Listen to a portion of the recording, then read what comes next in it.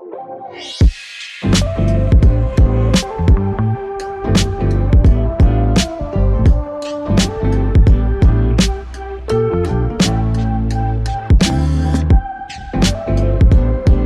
my friends, and welcome back to Soul Podcasting. I'm so glad you're here. I'm Demetria, podcaster for over 21 years and coaching podcasters since 2006, and I'm here to help you make your solo podcast better. So today's episode is for anyone who runs a solo podcast or is thinking about starting one and wants it to be better. Not louder and not trendier, not even more optimized for whatever the algorithm is doing this week, just better and clearer and stronger, more intentional, and also more satisfying to make and easier to listen to. I know that sounds simple, but it's actually a radical reframing of what most podcasting advice focuses on, because we're constantly told to optimize for downloads and to study what's trending, to reverse engineer what successful shows are doing. And while there's value in understanding the landscape, that approach can pull you away from the thing that actually makes your podcast worth listening to, which is your perspective, your voice, your ability to help someone understand something that they couldn't quite articulate before you said it. Now, on a previous episode of Soul Podcasting, we talked about how to get booked as a guest on other podcasts. That episode focused on visibility and relationships, positioning, how to show up in other people's spaces and really contribute something meaningful. But this episode is different because this is about your space. What happens when it's just you, the mic, and the listener? And more specifically, what happens when you take full responsibility for making that experience worthwhile? Not just informative, but genuinely helpful and satisfying to engage with. And I want to say this up front because it matters for context. Solo podcasts are often framed as the easy option. No scheduling, no guests, no coordinating calendars, just hit record and talk. I've said it so many times. That assumption isn't entirely true because solo podcasts are harder in very specific ways. And when they fall flat, it's usually not because the host lacks expertise or passion. It's usually because the episode design isn't doing enough work. So today I'm going to walk you through how to make your solo podcast better in a way that's sustainable and aligned with how you actually think and work, not how podcasting advice on the internet says you should work. This will be a practical episode and I'll talk about structure, pacing, metrics, delivery, all the stuff. I'm also going to talk about something that people don't say enough, which is why solo podcasting, when done really well, can be one of the most creative, fulfilling formats there is. So before we dive in, go ahead and grab a cup of coffee or tea if you haven't already. Get comfortable. This is the kind of conversation that benefits from a little stillness, a little space to think alongside me. And I'm inviting you into something soulful here, not just tactical advice, but a deeper look at what makes this work actually work. So take a breath, settle in, and let's talk about what it really takes to make a solo podcast that matters. Let's get into it.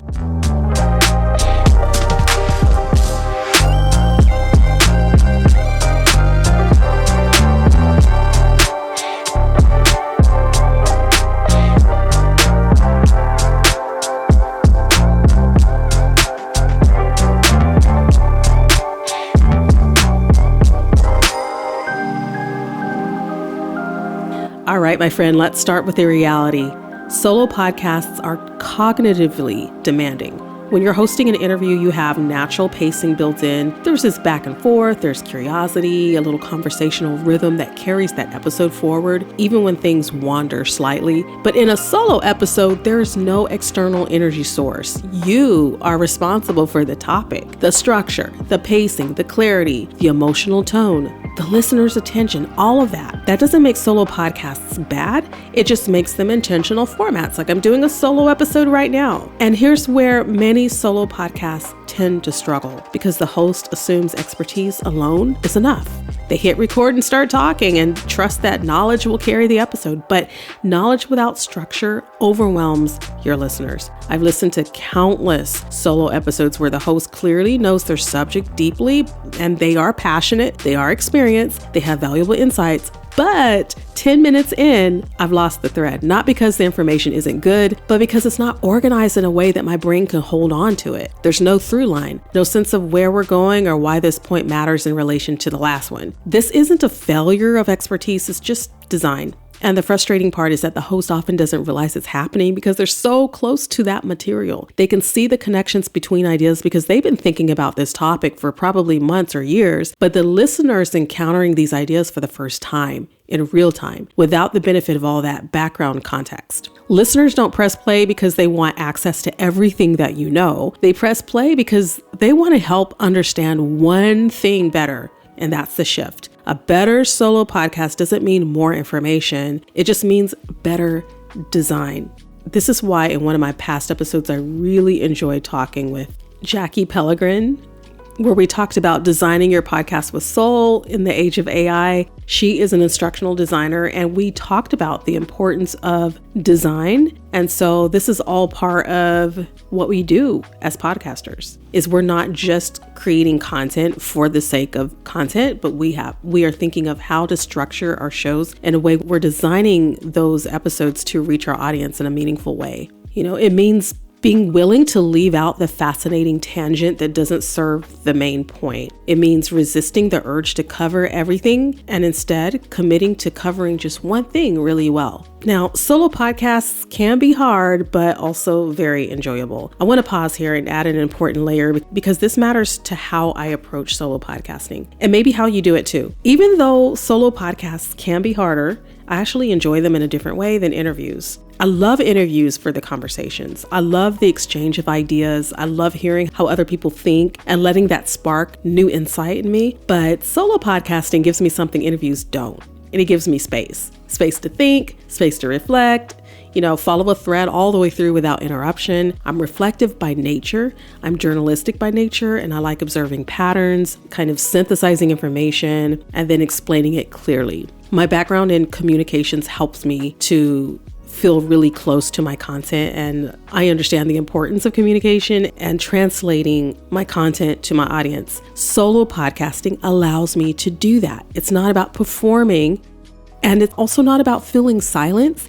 It's just about processing out loud with intention. There's something almost meditative about the process when it's working really well for me. You're not trying to be clever or quick on your feet or managing another person's energy or making sure they have space to talk. It's just simply translating what you've been thinking about into language that can help someone else understand it too. That translation process from just internal thought to external clarity is really satisfying when you get it right. And here's what I've learned is that episodes where I feel most aligned afterward are the ones where I didn't try to cover everything. They're the ones where I gave myself permission to explore one idea deeply instead of skimming the surface of 5 different ideas. And that kind of depth creates resonance for me. It creates a kind of episode where someone listens and then they pause to think before moving on to the next thing in their queue. And I love that. And that's why I don't see solo and interview podcasts as competing formats. They serve different purposes creatively and strategically. And if you're someone who enjoys thinking deeply, noticing nuance, and teaching through explanation, solo podcasting can actually be very, very satisfying when it's designed well, which brings us to the first practical shift here. And this is one of the most important improvements you can make to a solo podcast. Most solo episodes start with a topic like, hey, I want to talk about burnout. I want to talk about podcast growth, or I want to talk about consistency. These are topics that I've thought of over the past year, and topics are just not enough in and of themselves. A topic tells the listener what the episode is about. A point tells the listener why it matters. So before you record a solo episode, you should be able to answer this question clearly. What should the listener understand, believe, or do differently by the end of the episode? One sentence, not a whole paragraph, not a list, just one sentence. And it's something I'll be teaching more deeply in my upcoming course, which we'll be launching soon, because this single step really changes everything about how you plan, record, and edit solo episodes. So I'm going to give you a concrete example. Let's say you want to create an episode about email marketing for podcasters. That's a topic. It's broad. It could go in a dozen different directions. You could talk about list building, email frequency, subject lines, automation, segmentation, storytelling. The list kind of goes on. And if you sit down to record with just that topic in mind, you're going to meander all over the place. You're going to try to cover too many things. And the listener is going to finish the episode feeling like they learned some things, but don't quite know what to do with any of it. But if you start with a clear point, something like the most effective podcast email strategy isn't about sending more emails, but it's about sending emails that deepen the relationship. See, now you have direction. You have to know what to include and what to cut. Every story, every example, every piece of advice either supports that central point or it doesn't belong in the episode. When you articulate a takeaway first, your recording becomes easier. You ramble a lot less, you edit less, you don't repeat yourself too often, you respect the listener's time more because now you're not thinking out loud. You're mostly guiding that listener somewhere specific. And I like to call it taking your listener on a customer journey or on a listener journey. For example, instead of today, I want to talk about solo podcasting. Your internal takeaway might be a better solo podcast is built on structure, pacing, and clarity, not charisma. And that sentence can become your anchor. Everything you say either supports it or gets cut. And that's kind of what I'm doing right now as we speak. This also helps with something that I see all the time, which is the fear that you don't have enough to say to fill an episode. But when you're trying to cover a topic, it can feel overwhelming, like you need to address every single angle. But when you're supporting a single point, you realize you actually have more than enough material. The challenge becomes deciding what to leave out and not scrambling to fill time. So let's talk structure real quick. Structure doesn't have to mean scripting every single word, but it just means that organizing your ideas so that your listener can follow you without effort is going to help you so much. And there's 3 structures that work exceptionally well for solo podcasts. The first is the problem to explanation to solution. So that means you name the issue, you explain why it happens,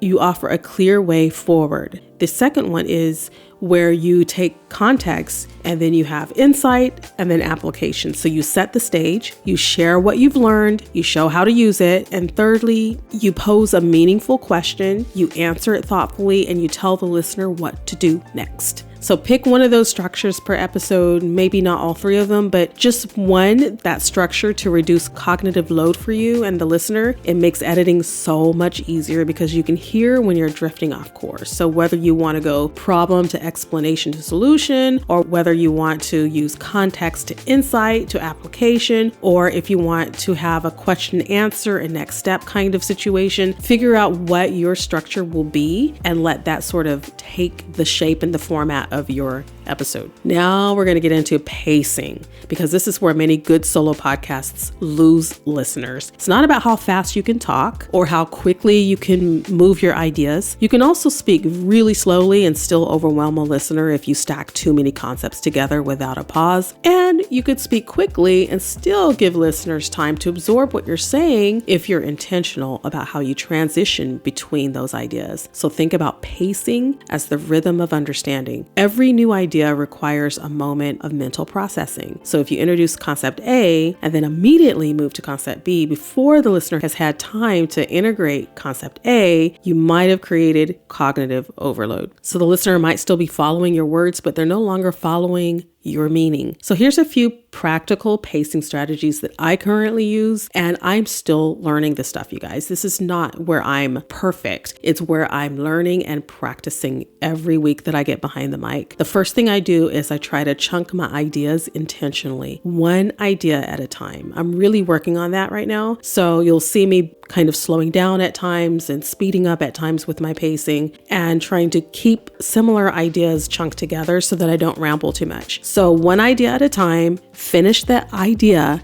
and then move on, which sounds really obvious, but it's surprisingly easy to not do this when you're in the flow of recording. You think of a related point and then you jump to it before you completely finish the first thought, right? The result is kind of this intellectual whiplash where the listener's constantly playing catch up with you. And I've done that so often, but working on completing my thoughts. The second is using verbal signposts.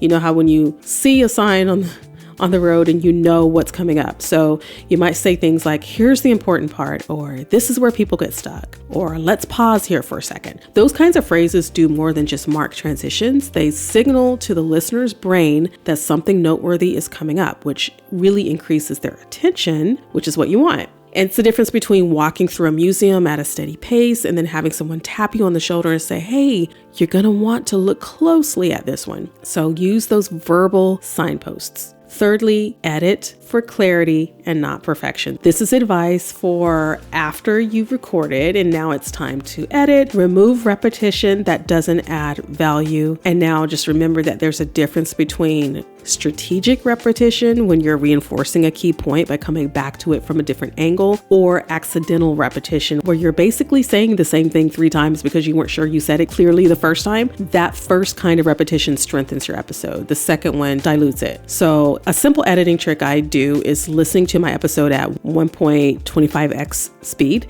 If it feels confusing or exhausting, your pacing needs work. At increased speed, pacing problems become really obvious. You'll hear where you jump between ideas too quickly, or where you spent too long on a tangent, where you repeated yourself unnecessarily. It's like looking at your work with fresh eyes, or in this case, fresh ears. One of the biggest shifts from okay to strong solo podcasting is moving from creator-centered to listener-centered delivery. And that means less of here's what I've been thinking lately and more of here's what you might be struggling with and why. So you can still be personal and you can still be reflective, but reflection should serve your clarity and not replace it. So what I mean by that is that there's a version of personal storytelling that draws the listener in because it really illuminates something that they're experiencing at the moment. You share a moment from your own journey, and through that specific example, the listener recognizes their own situation a lot more clearly. That is where the power lies, where it's listener-centered, even though you're talking about yourself. And if you haven't noticed, I do it a lot on this podcast. I talk about my own journey and my own reflections, hoping that maybe you see yourself in some of this. But there's another version of personal storytelling that's more like journaling out loud, and it's really therapeutic for the host, but it doesn't quite land for the listener because there's no bridge between your experience and theirs. It's not that personal content is bad. I do it all the time. Again, I just did that recently on episode 100 to celebrate my 20 years journey in podcasting. But when I do that, I have to remember that it's personal content with a clear connection to the listener's world, to your world, that can feel either indulgent or illuminating. And I want you to feel, of course, connected to my stories. And so I try not to ramble too much, but it does happen sometimes. But my encouragement to you is when it is kind of journaling out loud, like I tend to do at times, to encourage you and myself as well, to really think and reflect on how what we're offering on our podcast can help our listener to reach our listener in the space that they're in. And a helpful question while you're recording is this thought helping the listener or is it helping me to process? Now, both are valid, and I'm not suggesting you remove all your personality or your spontaneity from your show. Some of the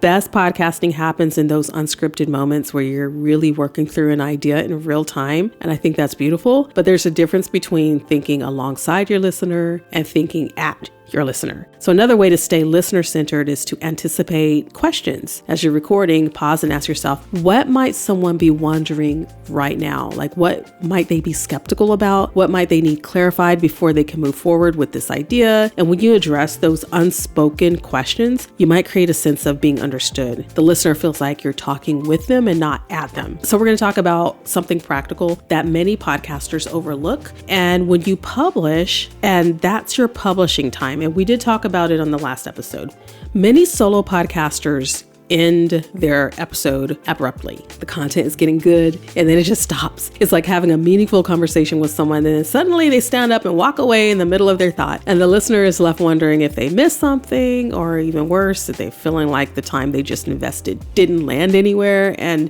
that is what we don't want. So a strong ending does 3 things. It reinforces the main takeaway, it grounds that listener in what they just heard, and it offers a clear next step, which I like to call a CTA.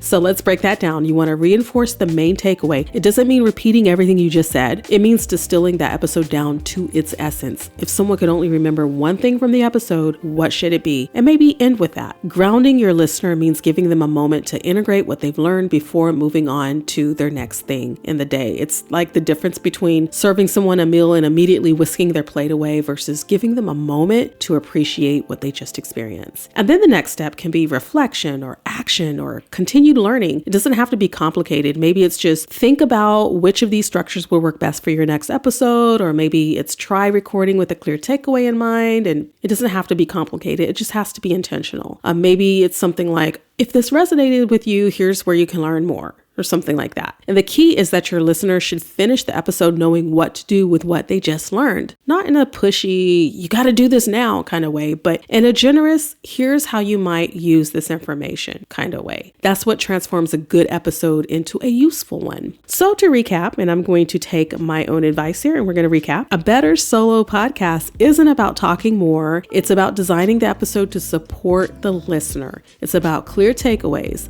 thoughtful structure, intentional pacing, and respect for how people listen and live. And if you want more insights like this, I share ongoing reflections and practical advice over on my YouTube channel. So head over there if video works better for you. And if you're looking for podcast coaching or support, whether that's refining a solo show or launching something new or getting unstuck, you can reach me at soulpodcasting.com. That's SOUL podcasting.com. Thanks for listening, and I'll see you in the next episode.